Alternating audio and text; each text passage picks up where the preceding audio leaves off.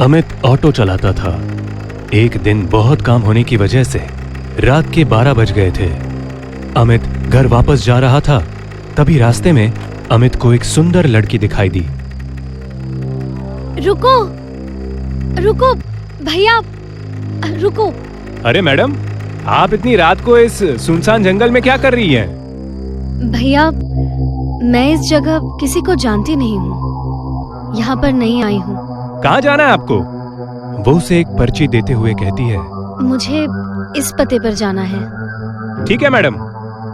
अमित अपना ऑटो चला ही रहा था कि उसका ध्यान शीशे पर पड़ता है।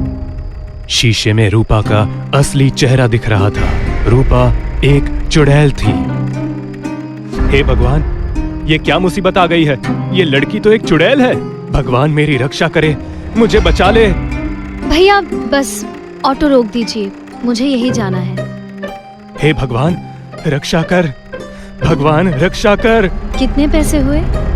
अमित बिना पैसे लिए डर के मारे ऑटो को पूरी तेजी से अपने घर चला जाता है। बिना खाए पिए अमित सो जाता है। सुबह जब उठता है, रात को क्या हुआ था जी? भूत देख लिए थे का? तुम्हें कैसे पता? अरे मैं तो मजाक कर रही हूँ। आप सीधे आए और कुछ बोले भी नहीं, खाना भी नहीं खाए और बस जाके सो गए। मुझे कुछ याद नहीं है। अमित और कमला आपस में बात कर ही रहे थे कि तभी रूपा दरवाजा खटखटाती है। क्या मैं अंदर आ सकती हूँ? रूपा को देखकर अमित के पसीने छूटने लगते हैं। आइए अंदर आइए, आइए।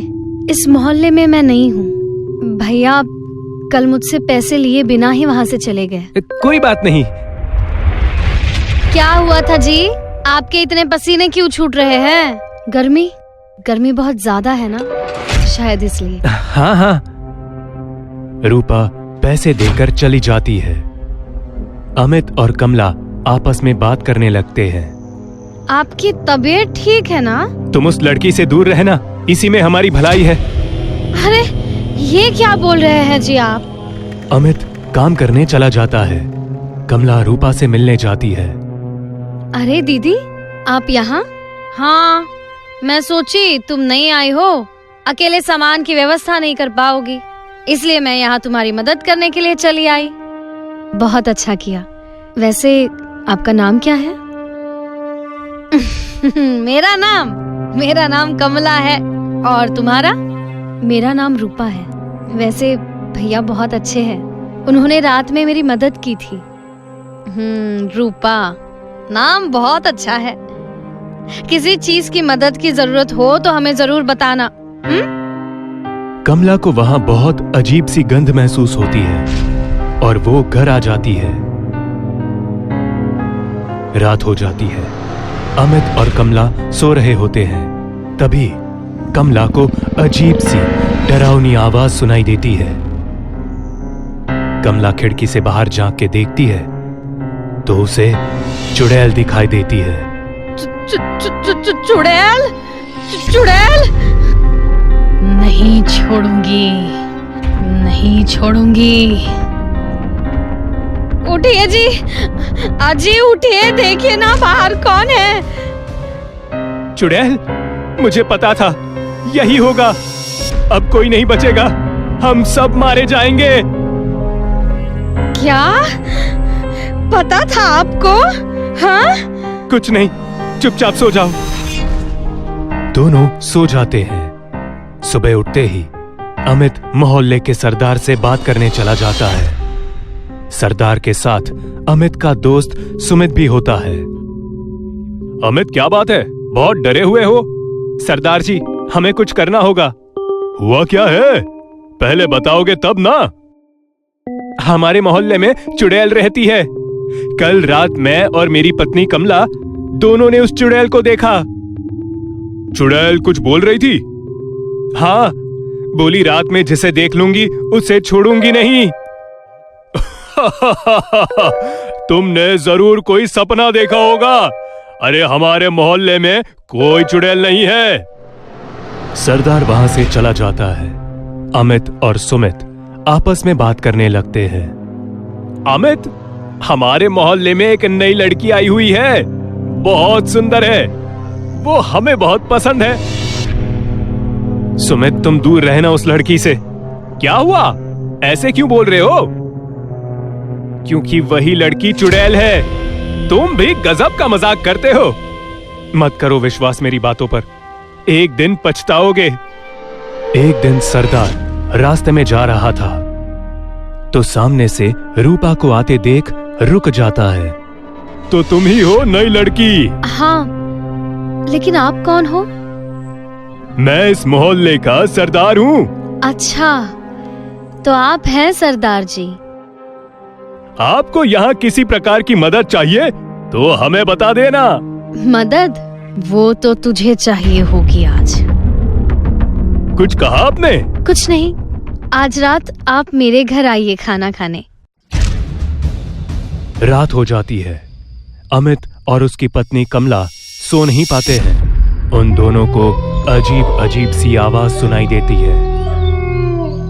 तभी अमित को बाहर सरदार दिखाई देता है। ये सरदार अकेले इतनी रात को बाहर क्या कर रहा है? होगा कुछ काम, करने दीजिए ना उसे। आज सरदार चुड़ैल के हाथों नहीं बचेगा। तभी रूपा सरदार के पास आती है। अब ये रूपा सरदार के पास क्यों आई है? उसी वक्त रूपा चुड़ैल में बदल जाती है। हे भगवान, रूपा ही चुड़ैल है। कमला छिपकर देख रही होती है। तभी चुड़ैल सरदार का गला पकड़ के हवा में उठा देती है। तुम्हारी इतनी हिम्मत कि तुम मेरे सामने आओगे? मुझे माफ कर दो, मुझसे गलती हो गई, मुझे जाने दो। हाँ, मैं तुम्हें छोड़ दूंगी हमेशा हमेशा के लिए। चुड़ैल सरदार का खून चूस चूस के मार देती है। ये सब देख अमित और कमला बहुत डर जाते हैं। सुबह दोनों आपस में बात करने लगते हैं। अब हम लोगों का क्या होगा? ये रूपा ऐसे ही हम सबको एक एक करके मार देगी जी। अब भगवान ही बचाएगा हम सबको। हम लोग ना इस जगह को हमेशा के लिए छोड़कर चले जाते हैं। हाँ, ये ठीक रहेगा। मैं आज कुछ पैसे उधार लेकर आता हूँ। कल हम लोग इस मोहल्ले को हमेशा के लिए छोड़कर चले जाएंगे। अमित काम के लिए चला जाता है। कमला घर में अकेली होती है। तभी रूपा वहां आती है। मेरे घर में चीनी खत्म हो गई है, क्या थोड़ी सी चीनी मिलेगी? आज ये चुड़ैल मुझे मार देगी, मेरा खून पी जाएगी। दीदी, दीदी, किस सोच में पड़ गई आप? कुछ नहीं रूपा। हाँ, क्या चाहिए तुम्हें? थोड़ी चीनी चाहिए थी। हाँ, अभी लाती हूँ। हाँ, अभी लाती हूँ। कमला रूपा को चीनी दे देती है। रूपा चली जाती है। रात बहुत हो जाती है। अमित ऑटो लेकर घर जा रहा होता है। आज भी बहुत रात हो गई। उस चुड़ैल के हाथों में मैं पड़ गया तो जिंदा नहीं बचूंगा। तभी अमित को सुमित दिखाई देता है। अमित ऑटो रोक देता है। अमित कुछ बोलना चाहता है, उससे पहले अमित को रूपा दिख जाती है। हे भगवान, ये तो चुड़ैल रूपा है। आज ये मेरे दोस्त सुमित को नहीं छोड़ेगी। मैंने सुमित को मना किया था, उसने मेरी बात नहीं सुनी। कुछ भी हो, इसे मुझे बचाना पड़ेगा। अमित दोनों के पीछे जाने लगता है। तभी अमित को दोनों की बातें सुनाई देती है और अमित छिपके सुनने लगता है। रूपा, तुम बहुत सुंदर हो। सुंदर? और मैं? ये कहकर रूपा चुड़ैल बन जाती है। चुड़ैल, अब कैसी लगी मैं तुझे? हाँ? हूँ ना सुंदर? हूँ ना सुंदर? मुझे छोड़ दो, बचाओ, बचाओ। अमित कुछ कर पाता उससे पहले ही चुड़ैल सुमित का गला तोड़ देती है और उसका खून पीने लगती है। अमित ये सब देखकर डर के मारे जल्दी से ऑटो लेकर घर चला जाता है। क्या हुआ जी, इतनी देर कहाँ कर दी? हाँ, और इतने डरे हुए क्यों लग रहे हो आप? कमला, उस चुड़ैल ने सुमित को मेरे सामने मार दिया। मैं वहीं था, सब देख रहा था, लेकिन कुछ नहीं कर पाया। क्या? सुमित को मार दिया चुड़ैल ने? हाँ, अब इस चुड़ैल का कुछ करना होगा, नहीं तो हम में से कोई जिंदा नहीं बचेगा। मैं एक बाबा को जानती हूँ, वो हमारी मदद जरूर करेंगे। अमित और कमला सुबह होते ही बाबा के पास चले जाते हैं और बाबा को पूरी घटना के बारे में बताते हैं। बेटा, हम तुम्हारे दोस्तों को तो वापस नहीं ला सकते, लेकिन उस चुड़ैल को हम छोड़ेंगे नहीं। अब एक भी जान नहीं जाएगी। बाबा, कृपया कुछ कीजिए। इसका समाधान है, हम जो बोलेंगे बस तुम लोग उतना करके रखना। हम कल तुम्हारे घर आएंगे। आप बताइए, हमें क्या करना होगा? बहुत सारी लकड़ियों को इकट्ठा करके रखना और किसी को मत बताना कि ये सब हमने तुमसे कहा है करने को। अमित कमला घर वापस आ जाते हैं। जैसे बाबा ने बताया होता है वैसे ही अमित बहुत सारी लकड़ियों को इकट्ठा करके रख देता है। शाम हो जाती है, फिर बाबा वहां आते हैं। नमस्कार बाबा। सदा खुश रहो बेटे। लकड़ियों का इंतजाम हो गया? जी बाबा, हो गया। रात हो जाती है, बाबा पूजा करने लगते हैं। तभी रूपा चुड़ैल बनकर बाहर आती है। किसकी इतनी हिम्मत, जिसने मुझे बुलाया?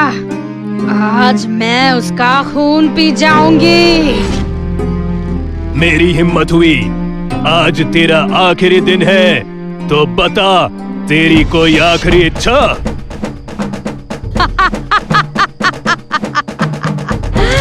हाँ, तेरा खून पीना है। अमित, लकड़ियों में आग लगाओ। अमित लकड़ियों में आग लगा देता है। बाबा मंत्र पढ़ने लगते हैं। चुड़ैल जैसे ही बाबा को मारने की कोशिश करती है, बाबा चुड़ैल को आग में धक्का दे देते हैं और चुड़ैल आग में जलकर मर जाती है। अब ये चुड़ैल खत्म हो गई, दोबारा वापस कभी नहीं आएगी। बहुत बहुत धन्यवाद बाबा जी।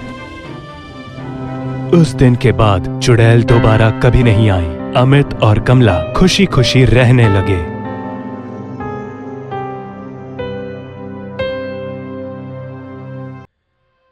मौत एक ऐसी भयानक सच्चाई है जिससे आज तक कोई भी नहीं बच पाया है। लेकिन एक और कड़वा सच ये भी है कि सच्चाई मौत के बाद भी सामने आ सकती है। आज की कहानी दो बहनों की है जो अडॉप्टेड चाइल्ड थे। उन्होंने कभी अपने माता पिता को नहीं देखा था और अपनी जिंदगी को गोद लिए हुए घरों में गुजारती थी। लेकिन जिंदगी ने उनके साथ ऐसा खेल खेला जिसमें मजबूत खिलाड़ी भी हार मान जाए। क्या कर रही हो निधि? अब तो बड़ी हो गई हो, अब तो मिट्टी में खेलना बंद कर दो। आह दीदी, क्या तुम भी? बच्चों, अपने कमरे में जाओ और जाकर सामान पैक कर लो। तुम्हें लेने के लिए मर्फी परिवार नीचे इंतजार कर रहा है। चलो जल्दी जाओ। क्योंकि नैना और निधि अडॉप्टेड चिल्ड्रन थे, तो अक्सर उनको फैमिलीज चेंज करनी पड़ती थी। जिंदगी अब तक खुशनुमा चल रही थी। दीदी, सच कहूँ तो मुझे इस परिवार को छोड़कर जाने का बिल्कुल मन नहीं कर रहा। लेकिन अब दूसरा कोई रास्ता भी तो नहीं है। हम अनाथ की जिंदगी ऐसी ही होती है, एक घर से दूसरे घर, दूसरे घर से तीसरे घर। दोनों अडॉप्टेड बहनें अभी जिंदगी की लड़ाई में बहुत छोटी थी। नैना जहां 13 साल की थी तो उसकी छोटी बहन निधि 10 साल की थी। अब उन्हें मर्फी फैमिली में जाना था। दीदी, क्या तुम्हें पता है मर्फी आंटी बहुत खड़ूस है। इन्हें बच्चों से कोई खास लगाव नहीं है। फिर न जाने क्यों ये हमें लेने आई है। हाँ, ये बात है तो सही, क्योंकि मैंने भी सुना है कि इनका स्वभाव बहुत अजीब है और व्यवहार बहुत खतरनाक है। पहले भी कई लोगों ने इनके यहाँ से बच्चों के गुमशुदा होने के किस्से बताए हैं। बच्चों, बाहर गाड़ी में बैठ जाओ। हाँ? शाम होने वाली है ना, जा। हाँ, जा। दोनों बहनें अब मर्फी फैमिली पहुंच चुके थे, लेकिन वहां उन्हें अब तक का सबसे अच्छा एक्सपीरियंस हो रहा था। घर किसी आलीशान महल से कम नहीं था और रोशनी से चकाचौंध था ये घर। उस रात दोनों बहनें सो गई और अगली सुबह उठी तो मर्फी उनके बगल में बैठी थी। बच्चों, वैसे तो स्कूल जाना बहुत जरूरी है ना?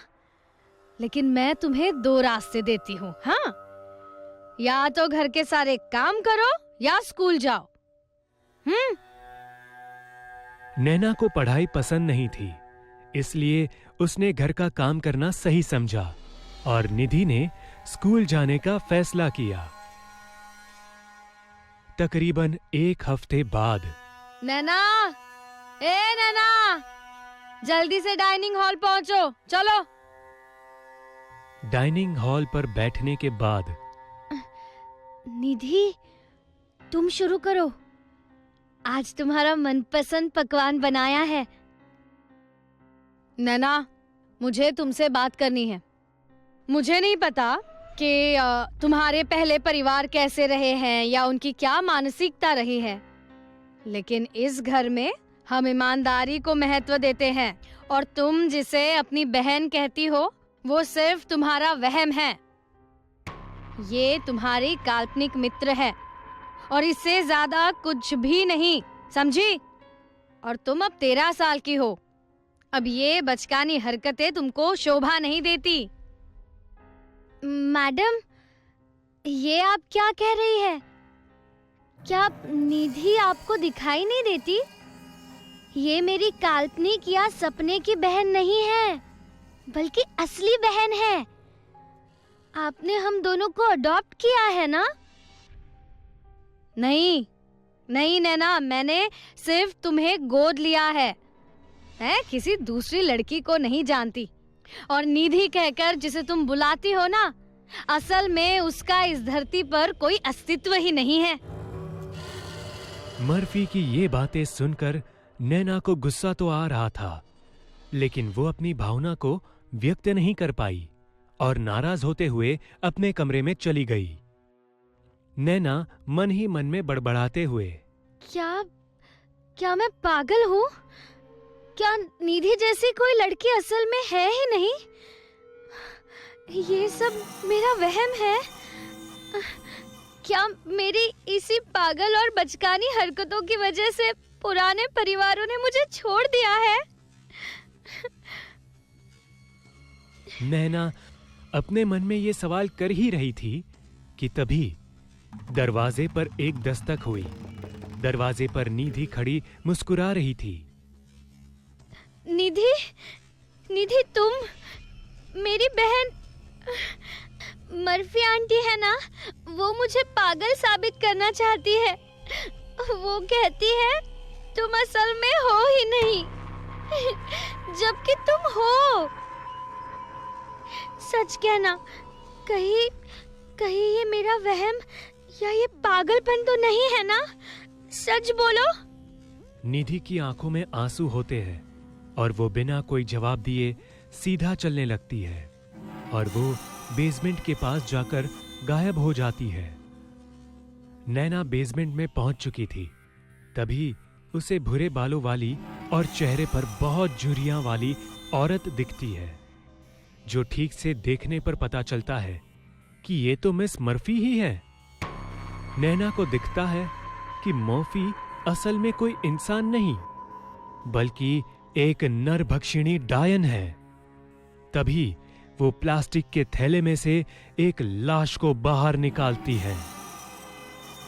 ऊपर बल्ब लटक रहा होता है जिसकी रोशनी में नैना को साफ दिखता है कि वो लाश किसी और की नहीं बल्कि निधि की थी। नैना अंदर से कांप उठती है और अब उसे समझ नहीं आ रहा था कि वो क्या करे।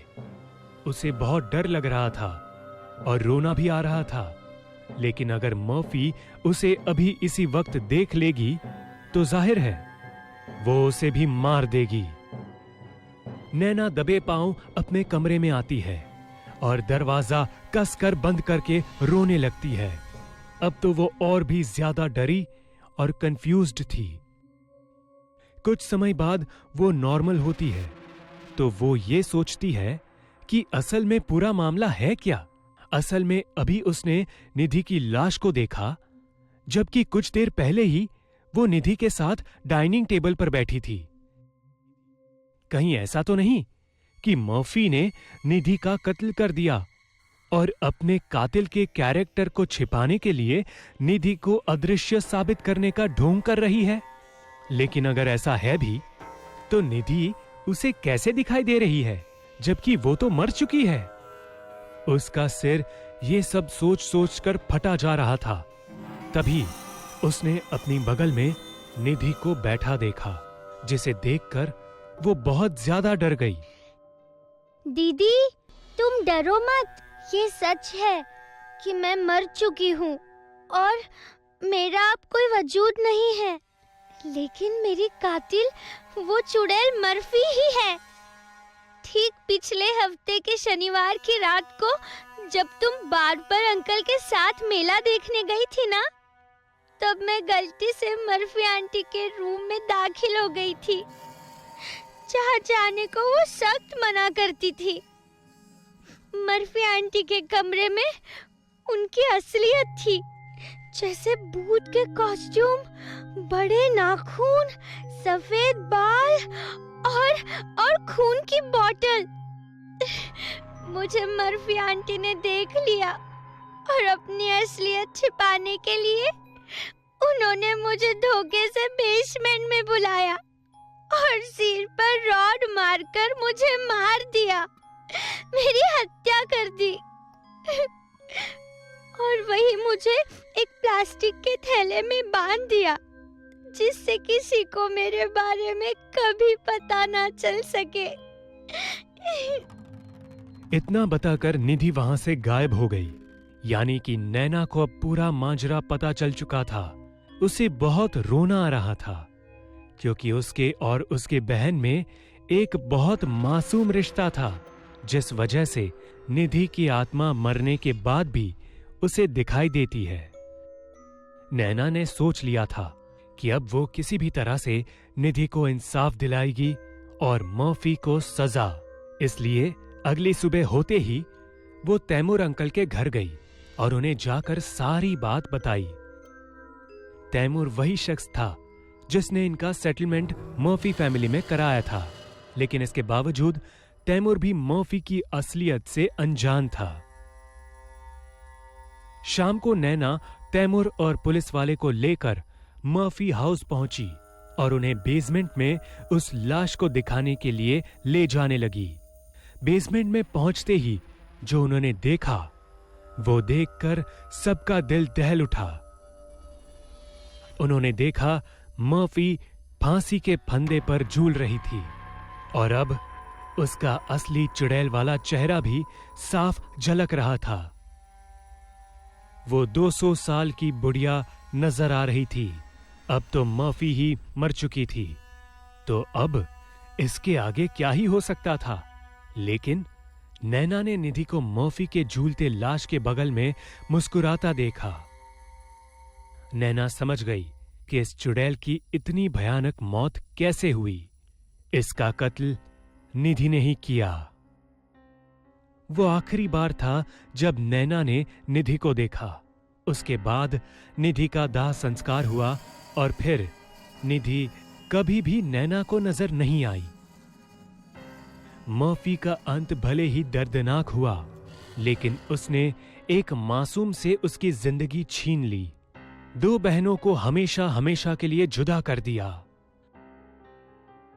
आज इस घटना को बीते एक लंबा समय हो गया है, लेकिन नैना आज भी उस घड़ी को याद करती है तो दहल उठती है, खासकर उस लम्हे को जब मरने के बाद भी निधि की आत्मा ने उसे सच बता दिया और मर्फी का पर्दा फाश किया। इसलिए कहते हैं, मौत सिर्फ शरीर को आती है, आत्मा और भावना दोनों अमर है।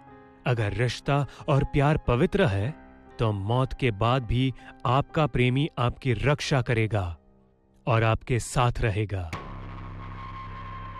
भले मर्फी ने खुद की असलियत छिपाने के लिए निधि का कत्ल कर दिया, लेकिन निधि की मौत के बाद भी असली सच सबके सामने आ ही गया।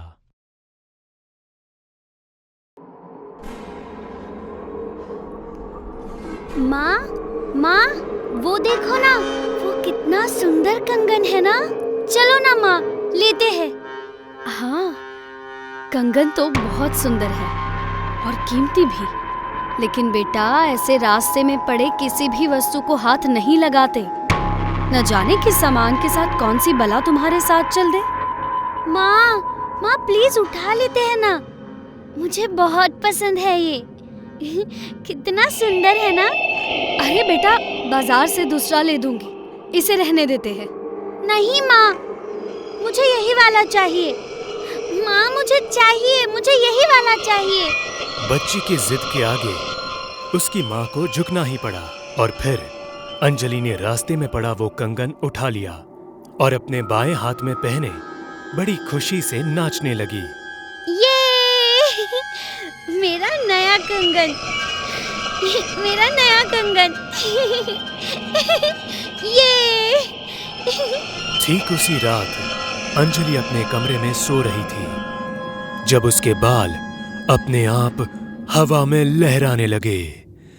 उसे अपने कमरे में किसी के होने का एहसास हो रहा था और तभी उसे ऐसा लगा जैसे कोई उसे कमरे से बाहर की तरफ खींच रहा है।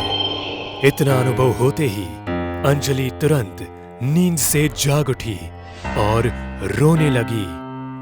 उसे डर लग रहा था, जिस वजह से वो अपने मम्मी डैडी के कमरे में जाकर उनके साथ सो गई। अगले दिन अंजलि अपने कंगन को खनकाते हुए स्कूल से घर लौट रही थी। इस बार वो बिल्कुल अकेली थी। वो दौड़ते हुए अपने घर जा रही थी कि तभी कुछ दूर आगे उसे ठीक अपने सामने एक चॉकलेट गिरा मिला। अंजलि उस चॉकलेट से एकदम आकर्षित हो गई और उसे लेने के लिए आगे बढ़ी, लेकिन जैसे जैसे वो आगे बढ़ती वो चॉकलेट उससे दूर होता चला जाता। मासूम सी अंजलि को क्या पता था कि ये चॉकलेट उसे किस दिशा की ओर भटका रहा है। चॉकलेट का पीछा करते करते अंजलि अब एक जंगल में आ चुकी थी जो सुनसान माहौल और वीरान पेड़ों से घिरा था। तभी चॉकलेट का सरकना बंद हो जाता है और वो एक जगह स्थिर हो जाता है। उसे देखकर अंजलि बहुत खुश हो जाती है और चॉकलेट लेने के लिए आगे बढ़ती है। वो जैसे ही उस चॉकलेट को हाथ लगाती है उसे पता चलता है कि असल में ये तो चॉकलेट है ही नहीं, बल्कि महज चॉकलेट का रैपर है। इसे देखकर अंजलि बहुत ज्यादा चिढ़ जाती है और तभी वो वापस जाने के लिए पीछे पलटती है तो उसे अपने सामने एक बूढ़ी औरत लाठी लिए नजर आती है जो उसे देखकर एक भयानक मुस्कान दे रही थी। उस बुढ़िया को देखकर अंजलि चीखने चिल्लाने लगती है और तभी वो बुढ़िया एक झटके में अंजलि के पास पहुंच जाती है। अब हम दूसरी तरफ देखते हैं जहां अंजलि के माता पिता बहुत परेशान नजर आ रहे थे क्योंकि उनकी नन्ही सी बेटी अंजलि अब तक घर वापस नहीं लौटी थी। तुम्हें मैंने 100 दफा ये बात समझाई है कि ऐसे अंजलि को अकेले स्कूल मत भेजा करो, उसे अपने साथ लेकर आया जाया करो, लेकिन तुम्हें मेरी बात समझ आती कहाँ है? अरे ठीक है, बाद में डांट लेना, पहले चलो चलकर अपनी बच्ची को ले आते हैं, न जाने कहाँ रह गई। वो दोनों स्कूल में फोन लगाते हैं, जहां उन्हें बस यही पता चलता है कि अंजलि तो बहुत देर पहले स्कूल से निकल चुकी है, वो स्कूल कैंपस में नहीं है। इसके बाद सविता और अभिषेक अंजलि को हर जगह ढूंढना शुरू कर देते हैं, लेकिन वो उन्हें कहीं नहीं मिलती। फिर वो लोग थाने में अपनी बच्ची की मिसिंग रिपोर्ट लिखाने की सोचते हैं, लेकिन उसके लिए भी कम से कम उन्हें 24 घंटे का इंतजार करना होगा। शाम को थके हारे दोनों अपने घर लौटते हैं तो उनकी एक पड़ोसन सुप्रिया उनकी हालत देखकर समझ जाती है कि मामला कुछ गंभीर है। वो उन्हें टोकते हुए पूछती है, अरे ताई, क्या हो गया? तुम लोग मुंह लटकाए क्यों हो? आज रात तो तुम्हारी वो चंचल बिटिया भी नहीं दिख रही। सब ठीक तो है ना? अरे अब क्या बताऊं तुम्हें, सुबह से बच्ची गायब है, न जाने कहाँ गई मेरी बच्ची। इसके बाद सविता बिलखते हुए उसे सब कुछ बयां करती है। तीनों घर के अंदर बहुत चिंतित बैठे थे। तभी सुप्रिया की नजर एक चमकते हुए कंगन पर पड़ती है। अरे ताई, वो कैसा कंगन है जो वो टेबल पर रखा है? देखो कैसा चमक रहा है। ये किसके लिए है? क्योंकि मैंने तुम्हारे हाथों में तो पहले नहीं देखा ये। सुप्रिया के सवाल करने पर सविता उसे कल वाली पूरी बात बताती है। वो उससे कहती है, मुझे लगा कि जरूर इस कंगन में कुछ तो अजीब है, इसी वजह से मैंने अपनी बेटी को फुसलाने के लिए उसे दूसरा कंगन पहना दिया और इस कंगन को छिपा दिया। अब बच्ची है, जिद पूरी हुए बगैर मानेगी नहीं। अब मैं समझी ऐसा क्यों हो रहा है। ये कंगन कोई साधारण कंगन नहीं है, बल्कि मुझे तो ये किसी चुड़ैल का कंगन लग रहा है। देखो तो, इस पर हल्के हल्के खरोच के निशान भी है। देखो। तुम्हारे कहने का क्या मतलब है? मतलब साफ है, ये कंगन किसी चुड़ैल का है जो सड़क पर तुम्हें मिला, और क्योंकि उसे तुमने ले लिया, इस वजह से वो चुड़ैल अब किसी भी कीमत पर अपना ये कंगन चाहती है, और उसी कंगन के लिए तुम्हारी बेटी को अकेला पाकर उसे अगवा कर लिया। तो अब हमें क्या करना चाहिए? अभी तो एक ही रास्ता बचा है, उस चुड़ैल को उसका कंगन लौटा दो। मगर कैसे? एक काम करो, तुम्हें वो सड़क याद है जहाँ ये कंगन पड़ा मिला था? हाँ, मुझे अच्छी तरह याद है, वो फाटक वाला रास्ता। हाँ, तो देर किस बात की, तुरंत वहाँ चलते हैं। अगर कंगन वहाँ मिला था तो ये तय है कि उस चुड़ैल का वास उसी इलाके के आसपास होगा। लेकिन इससे मुझे मेरी बच्ची वापस कैसे मिलेगी? अरे जैसे हम उसे कंगन लौटा देंगे ना, वो हमारी बच्ची भी वापस कर देगी। देखो, मैं ये बेतुकी भूत प्रेत की बातों में नहीं मानता, लेकिन अगर ऐसा कुछ करके हमें हमारी बेटी सही सलामत मिल सकती है तो हमें जल्द से जल्द जाना चाहिए। इसके बाद तीनों उस सड़क पर जाते हैं और फिर उस कंगन को ले जाकर रख देती है, और वहीं खून के कुछ कतरे भी गिरा देती है, जिससे आकर्षित होते हुए वो चुड़ैल वहां तक पहुंचे और बिना किसी शर्त के वो बच्ची को लौटा दे। इसके बाद करीब 2 घंटे तक वो तीनों एक दीवार के पीछे से लगातार उस चमचमाते हुए कंगन पर नजर रखे हुए थे, और आखिरकार उन्हें वहां एक बूढ़ी औरत आती दिखाई देती है। वो एक चुड़ैल थी जो कंगन के करीब आती है, और जैसे ही वो कंगन को पहनती है, वो अचानक से किसी महफिल की अप्सरा बन जाती है, बहुत खूबसूरत और जवान। अपना कंगन लेकर वो चुड़ैल विलुप्त हो जाती है और इसके अगले ही पल अंजलि भागते हुए उस तरफ आती है और अपने मम्मी डैडी से लिपटकर रोने लगती है। इसीलिए बड़े बुजुर्ग अक्सर कहा करते हैं, किसी अनजान इंसान और अनजान सामान से हमेशा सचेत रहना चाहिए, वरना कई बार इसका अंजाम हमारी सोच से भी परे साबित हो सकता है।